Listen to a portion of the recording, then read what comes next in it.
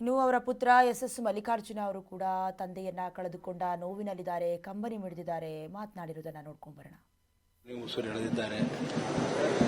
4 ಗಂಟೆಗೆ ದಾವಣಗೆರೆಯಲ್ಲಿ ಅವರ ಏನು ಇವತ್ತು ಬೆಂಗಳೂರಿನಿಂದ ಕರೆದುಕೊಂಡು ಹೋಗಿ ಅಂತಿಮ ದರ್ಶನವನ್ನು ದಾವಣಗೆರೆಯಲ್ಲಿ ಮಾಡಿ 4 ಗಂಟೆಗೆ ಆ ಒಂದು ಸಮಾರಂಭವನ್ನು ಏರ್ಪಾಡು ಮಾಡಿದ್ದಾರೆ. ಏನು ಮತ್ತೆ ನಾನೇನು ಮಾತಾಡೋದೇನು ಅವಶ್ಯಕತೆ ಇಲ್ಲ. ಅವ್ರ ಬಗ್ಗೆ ಸಾಕಷ್ಟು ಗೊತ್ತಿದೆ.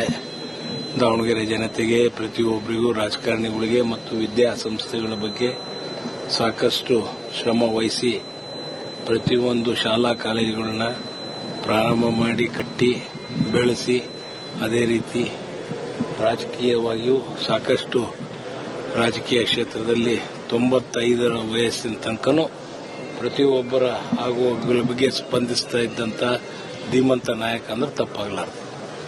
ಅವರು ಕೊನೆ ಉಸಿರು ಈಗ 1 ತಿಂಗಳಿನ ತನಕ ಅಷ್ಟೇ. ಅವರು ತಿಂಗಳಿಗೆ 1.5 ತಿಂಗಳಾಯ್ತು. ಸ್ವಲ್ಪ ಹೆಲ್ತ್ ಇಶ್ಯೂ ಬಿಟ್ಟರೆ ದೀಪಾವಳಿ ಆಗಿಮೇಲೆ.